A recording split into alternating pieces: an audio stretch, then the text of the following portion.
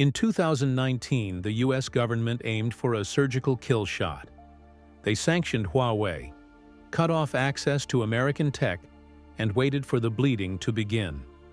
No chips from Qualcomm, no Android, no Intel processors. To Washington, it wasn't just a policy. It was a death sentence, a brutal warning to China. Challenge American dominance, and we will strangle you at the source. But that's not what happened. Huawei didn't collapse. It didn't even stumble. It transformed and then turned the battlefield upside down. While US leaders congratulated themselves for landing a fatal blow, Huawei quietly dug tunnels beneath the walls, built its own weapons, and emerged stronger than before. And now, 6 years later, the global tech map is scarred by that one catastrophic miscalculation. So how did a company destined for extinction pull off the greatest tech resurrection of the decade? In this video, let's break it open. When the Trump administration blacklisted Huawei in May 2019, it was intended to be the moment America pulled the plug.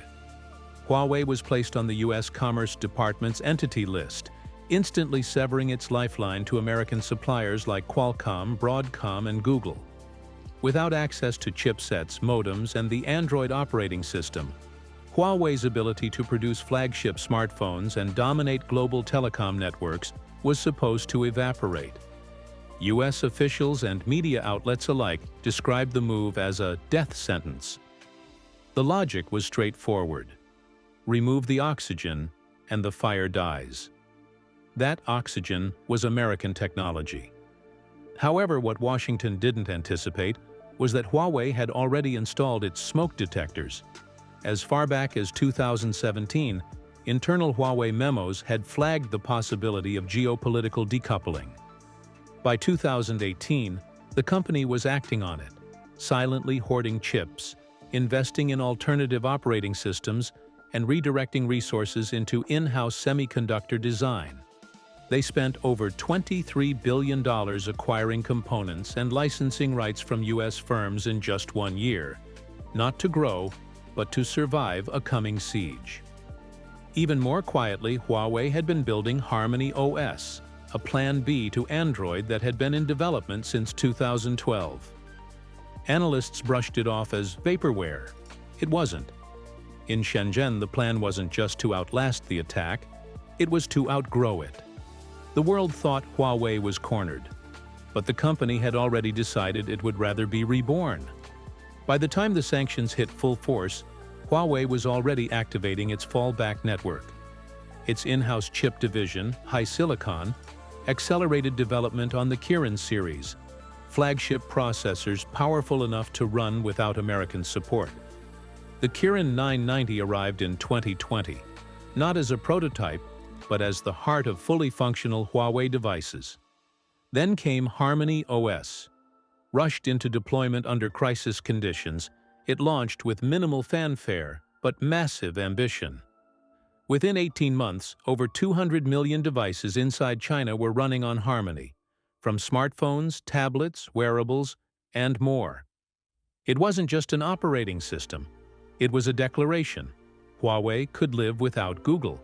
This wasn't just innovation. It was a reinvention. While US officials celebrated Huawei's isolation, Huawei was quietly cutting its own chains. It had no other option, and that turned into its greatest weapon.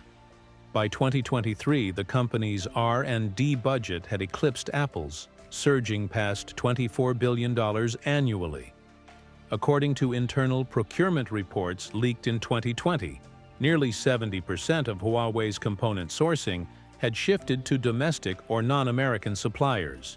In real time, the company was retooling its entire ecosystem from the ground up. And what the US severely miscalculated was how its political aggression would radicalize an entire consumer base. The arrest of CFO Meng Wanzhou didn't scare China. It infuriated it. Huawei wasn't just a tech brand anymore. It became a cultural banner. Citizens weren't just buying phones, they were making a statement. The boycott of Huawei failed because it didn't destroy Huawei. It transformed it into a national symbol. And now Huawei wasn't just surviving US sanctions. It was actively writing China's new technological doctrine: decouple, innovate, and lead. While American telecom firms celebrated their marginal 5G rollouts, Huawei was engineering a leapfrog event. By 2024, the company introduced 5.5G, a next-generation leap boasting speeds up to 10 gigabytes per second and AI-driven dynamic network slicing that allowed telecoms to allocate bandwidth in real time. Within 18 months, Huawei had deployed these 5.5G networks across 28 Chinese cities and 14 foreign markets, making it the world's largest real-world testbed of a tech most Western providers hadn't even conceptualized. Meanwhile, in the US, customers in major cities like Chicago, San Francisco, and Atlanta were still experiencing spotty 5G coverage. AT&T and Verizon were bogged down in lawsuits and spectrum sharing problems. The optics were devastating. The so-called technological leader of the free world was lagging, while the isolated Huawei surged ahead. Before we continue further, tell us, are you enjoying the video? If yes, please like and share the video and subscribe to our channel to watch more videos on the latest news stories on geopolitics, economics, and current affairs impacting your lives. What turbocharged Huawei's rise wasn't just superior hardware. It was a deeper, ideological pivot, an internal scorched earth campaign known as Project Delete America. The goal? To eliminate all US tech dependencies, from hardware, software, and even lines of code, from Huawei's infrastructure by 2025. Western analysts dismissed it as techno-nationalist posturing. They were wrong. Huawei's internally developed Meta ERP system rolled out globally by late 2024, managing billions of dollars in corporate operations without Microsoft, Oracle, or SAP. Its Ascend series AI chips, built on Chinese architecture, began muscling into data centers once monopolized by NVIDIA. And perhaps most symbolically, Harmony OS overtook Android in multiple domestic segments, holding 23% of China's smartphone market by early 2025.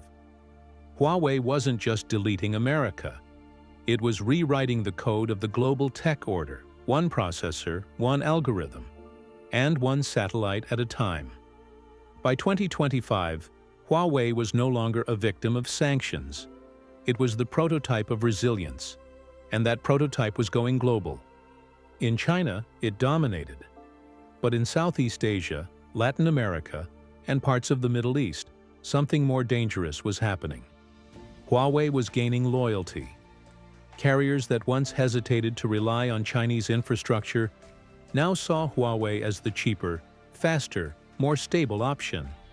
And as Huawei's footprint expanded across these regions, Western competitors weren't just losing contracts, they were losing access to emerging markets entirely. Smartphone sales across Southeast Asia jumped 26% for Huawei in just the first quarter of 2025. In India, where it once faced deep suspicion, Huawei re-entered the budget segment through local partnerships, bypassing import restrictions. Meanwhile, Qualcomm's Chinese revenue cratered by 55%. Apple's market share in China's premium segment slid below 17%, and Intel quietly began shifting more R&D out of Silicon Valley in anticipation of long-term market loss.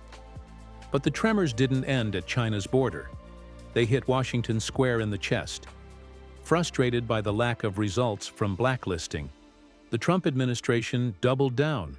In January 2025, the U.S. slapped a 145% tariff on Chinese tech imports, a move meant to crush Huawei, Xiaomi, and Lenovo under pricing pressure. Instead, it lit a fire under U.S. inflation.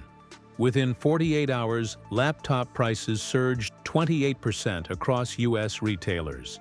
Entry-level consumer electronics were hit hardest, the very tools American students, small businesses, and remote workers depended on. PC shipments dropped 19% in Q1 2025, the worst contraction since the post-2008 crisis. Retailers warned of 190,000 job losses if the tariffs weren't reversed. And then something unthinkable happened. Washington caved. By March 2025, facing pressure from tech giants, importers, and consumers, the White House issued quiet exemptions for critical Chinese imports: chips, motherboards, phone parts, and display panels. The message was clear that the U.S. couldn't afford to fight this war economically. But by that point, the damage was done.